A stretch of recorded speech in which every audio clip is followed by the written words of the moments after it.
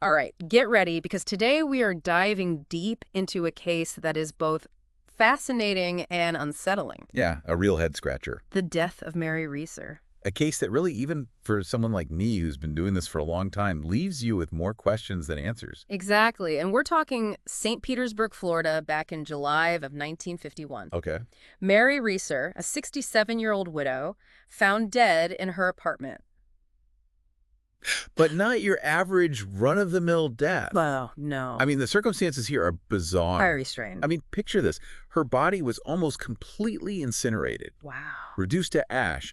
But get this, the apartment itself, Yeah. relatively undamaged. That's what's so interesting about this case, right? It's like the fire had a very specific target, and it just defied all the typical patterns you'd expect to see in a fire. And of course, you can't talk about this case without at least mentioning spontaneous human combustion. Right. Comes up every time. Everyone wants to jump to that conclusion. Yeah. It's captured the public imagination for centuries, but, as we'll talk about, it really doesn't hold up to scientific scrutiny. Doesn't make a lot of sense. No. So let's start by laying out the groundwork here. It was July 1st, a Sunday, when Mary Reeser was last seen alive in her apartment. Okay. Witnesses say she was wearing a rayon acetate nightgown, possibly a house coat. Uh-huh. Now, this detail is going to be important as we go through this. Okay. She was known to take sleeping pills and had mentioned taking 2 Seconals that evening. That's important. That's a crucial piece of information. Yes. It kind of feeds into some of the theories that we're going to be exploring. Exactly. So we have to kind of keep that in mind For sure. as we go through this. Yep.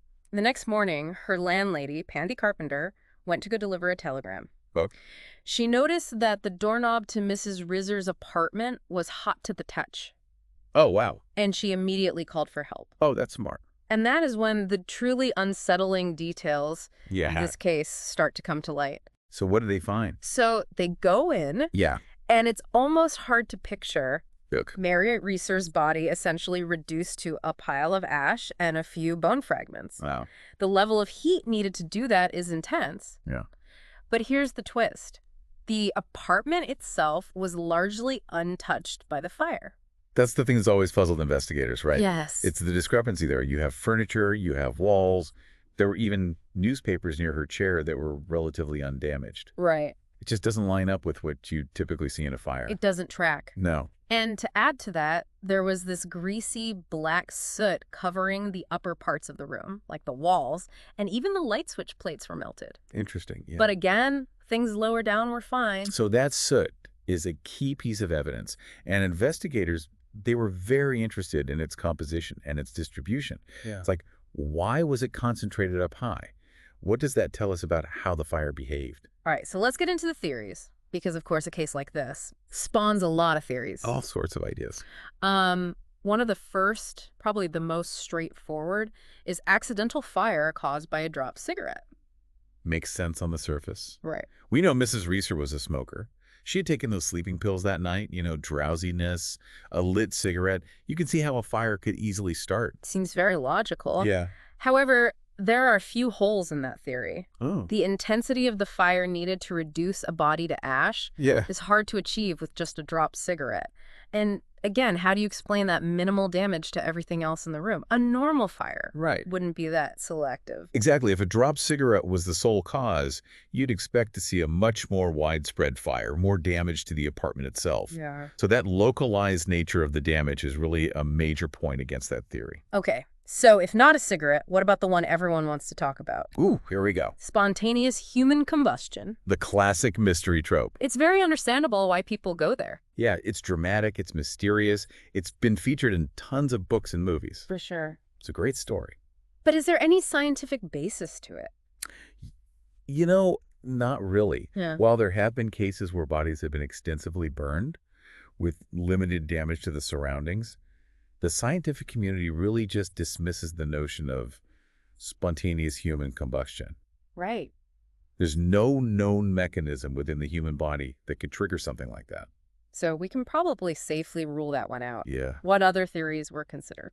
Well, investigators also look into the possibility of an electrical fire, especially given those melted light switch plates. Right.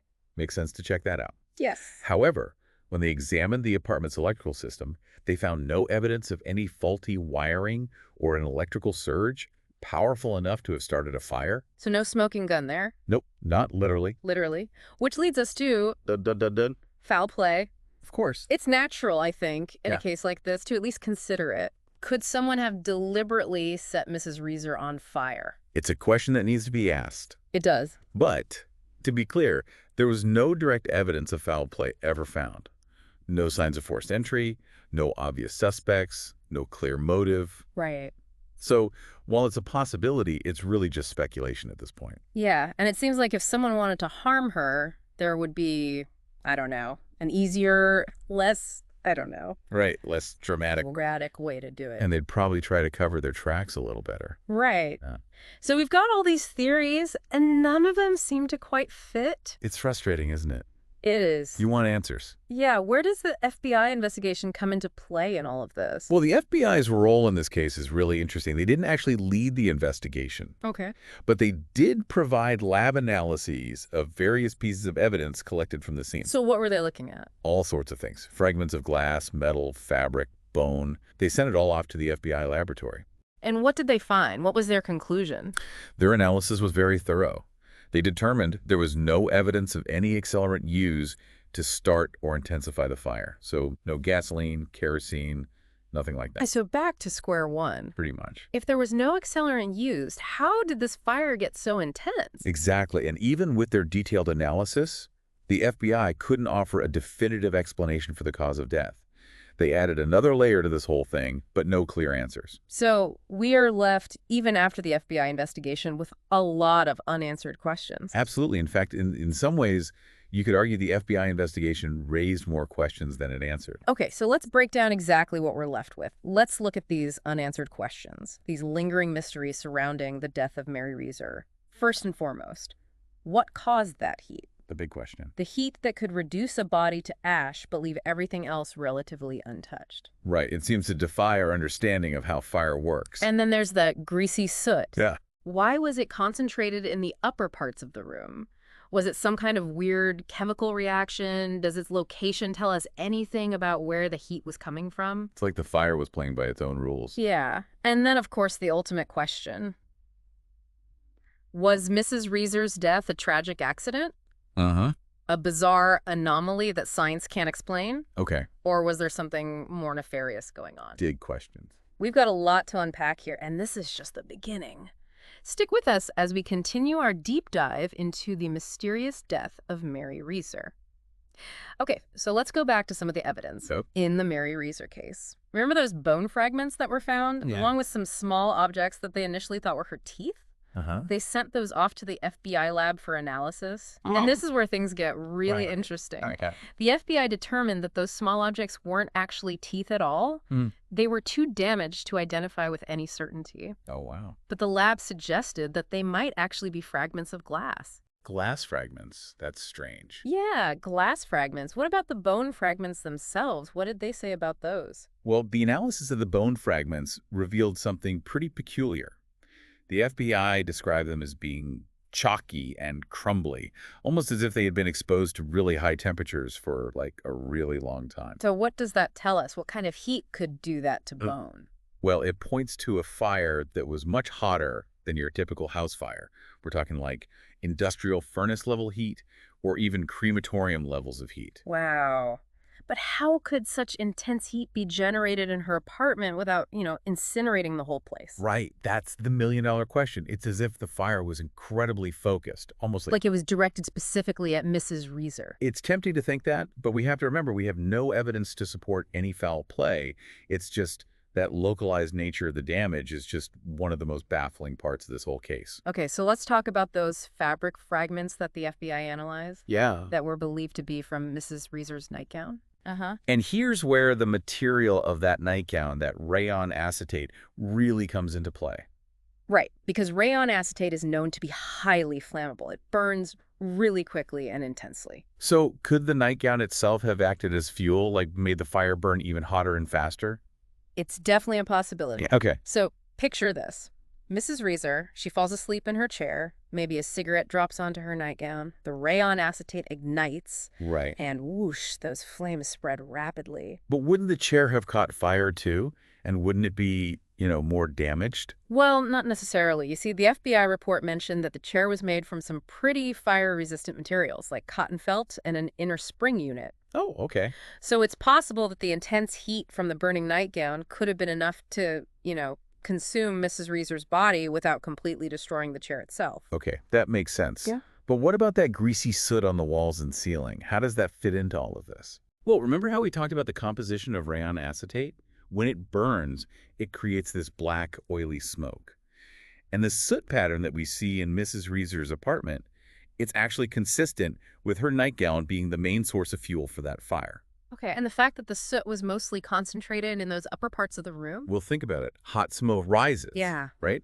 So that hot, oily smoke from the burning nightgown would naturally rise up towards the ceiling, leaving the lower parts of the room pretty much untouched. So are we saying that the most likely scenario here is that Mrs. Reeser accidentally set her nightgown on fire, maybe with a drop cigarette, and then the intensity of that fire, fueled by the rayon acetate, caused her body to be almost completely incinerated? It's a plausible scenario. It seems to check a lot of the boxes.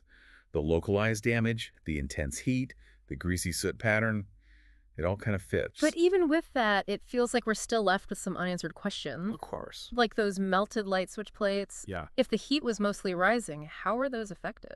Well, it's possible that at its peak, the heat did reach down to those lower areas, even if it was just briefly. Or maybe there was some kind of localized downdraft that pushed the heat downwards.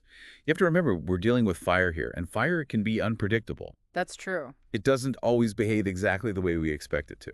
And what about those bone fragments that were described as chalky and crumbly? Yeah. Does that line up with this nightgown theory? It does. Prolonged exposure to that kind of intense heat can actually cause bones to decalcify, which would result in that, unusual texture that they describe. Oh, interesting. Remember, in crematoriums, they use high heat for a long period of time to essentially reduce bodies to ash. Similar process. Okay, so if we're following this theory, then it seems like it was a tragic combination of circumstances. The sleeping pills, the highly flammable nightgown, and maybe just a careless mistake with the cigarette. Yeah. That all led to Mrs. Reeser's death. It's a reasonable conclusion based on the available evidence, but it is important to keep in mind that we can't be absolutely 100% certain. There are still some unanswered questions, and without anyone actually witnessing the fire, there will always be room for, some speculation. Right. It's frustrating, isn't it? It is. To have all this information, to have experts analyze the evidence, Yeah, and still not be able to definitively say right. what happened. That's often the nature of these kinds of cases, though, right? Right. We can piece together the most likely scenario, Yeah. but sometimes the truth just remains out of reach. So where do we go from here? We've examined the evidence, explored the theories, and we've talked about all those lingering questions. What's the main takeaway for our listeners? What do we want them to walk away with? I think what's so fascinating about the Mary Reeser case is that it really highlights how powerful observation and critical thinking are. Okay. Even when we're dealing with circumstances that seem impossible, we can use logic, science, deductive reasoning to try and make sense of it all. It's also a reminder that sometimes, even with our best efforts, Yeah. mysteries just stay unsolved. That's true. But even then, the pursuit of knowledge, the search for understanding, it's valuable in its own right. Even if we never definitively solve the mystery of Mary Reeser's death, the process of investigating it, it teaches us about the nature of fire, the limits of science, and just the enduring power of the unknown.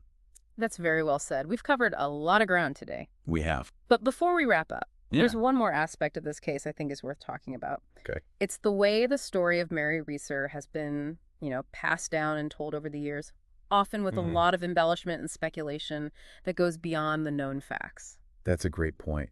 The Mary Reeser case, like a lot of mysteries, it's become this breeding ground for all sorts of theories and ideas. Right. Some more outlandish than others. We talked about spontaneous human combustion. Yeah. But there's been other ideas put forward. Alien abduction, secret government experiments.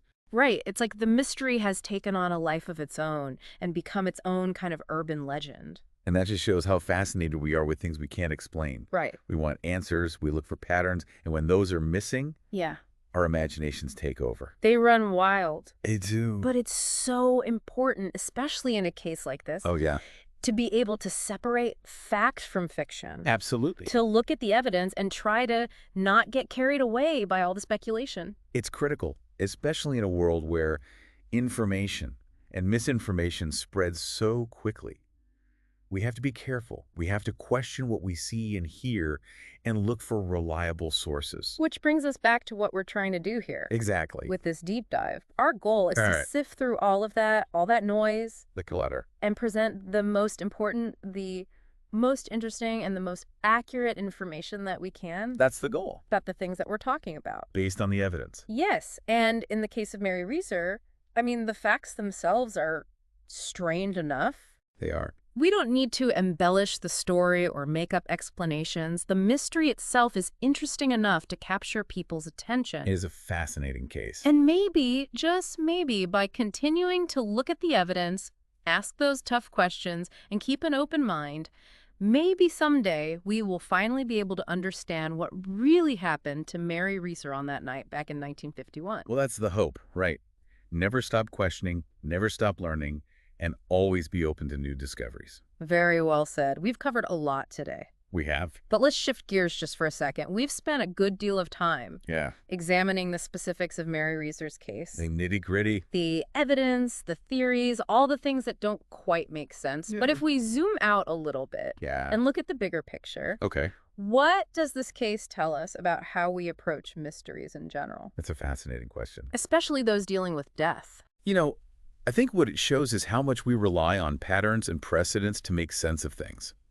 When something happens that breaks those patterns, like the localized heat in Mrs. Reeser's case, it kind of throws us for a loop. Right. We scramble to come up with an explanation, even if it means, going down a rabbit hole of improbable scenarios. Right. It's like we're programmed to look for the simplest, the most familiar Yeah. explanation. But sometimes the truth is much weirder than anything we could come up with. Absolutely. It's like we have this need to categorize things, to explain things, To find order. to impose order on all the chaos. Yes. And when we come across something that we can't explain, Yeah, that need can lead us down some pretty strange roads. it can. Sometimes those paths can lead to real breakthroughs and understanding, but sometimes they can lead to dead ends, or even worse, the spread of myths and misinformation. Right, and the Mary Reeser case is the perfect example of how a mystery can turn into this breeding ground for myths. I mean, the idea of spontaneous human combustion, even though it doesn't have any real science to back it up, Right. is just so captivating. Dramatic. So dramatic It's a great story. that it's hard to resist. I get it. It's like this cultural meme. It's like this primal fear, Yes. right? That our bodies could just suddenly betray us in such a violent way. And it's not just spontaneous human combustion. We see it with all sorts of conspiracy theories, paranormal explanations, even alien abductions. People love a good mystery. It seems like the harder it is to find a rational scientific explanation, the wilder our imaginations get. That's where critical thinking comes in. It's so important to be aware of our own biases. That tendency we all have to jump to conclusions. Right. Or only look for information that reinforces what we already believe. We have to question everything, be skeptical, demand evidence, even when it challenges the things we think we know. And be comfortable not knowing. Yes, sometimes the most honest answer is, we just don't know yet. And that's okay. It can be hard, especially in a case like this, Mary Reeser. I know. But I think there's also something beautiful about that uncertainty, about not knowing. I agree. It leaves space for exploration, for new discoveries. Absolutely. It keeps us curious, Mm-hmm. keeps us asking those questions, keeps us pushing to understand more. So as we wrap up our deep dive into the mysterious death of Mary Reeser, what is the one thing you want to leave our listeners with today? Even though the Mary Reeser case remains unsolved, it really has a lot to teach us about ourselves, about how we think, about how we process information, and about our, undying fascination with the unexplained. It reminds us that the pursuit of knowledge is a journey. Yes. It's not about reaching a destination. It's about the journey itself. There will be twists and turns. There will be dead ends, but it's a journey that's worth taking. And who knows, maybe one day, with new scientific discoveries or a fresh perspective on the evidence, maybe we will finally solve the mystery of Mary Reeser's death. Maybe so. But even if we don't, Yeah. the case will still serve as this reminder Yeah. of the limits of our understanding and the enduring power of mystery. That's a good way to put it. Well said. And on that note, we'll bring this deep dive to a close. But as always, we encourage you to continue to explore these topics, to keep asking those questions, and to never stop learning. Until next time. You know, it's funny, isn't it, how quick we are to jump to those out there explanations when we find a mystery like Mary Reeser's death. Oh, it's human nature. We love the unusual, the strange, the unexplained.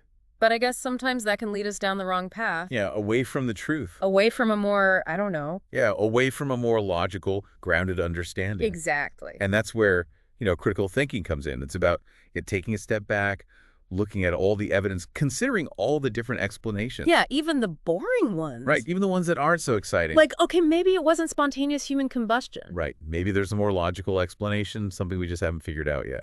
And sometimes the best answer is just, Oh, yeah. I don't know, we don't know yet. Exactly. Sometimes we just don't have enough information to say for sure. It's tough, though. Hey, no, Especially with a case like this, as interesting as it is. But Yeah. I think there's something kind of cool about that uncertainty, about not knowing everything. Yeah, it keeps us curious. It keeps us asking questions, always trying to learn more. For sure.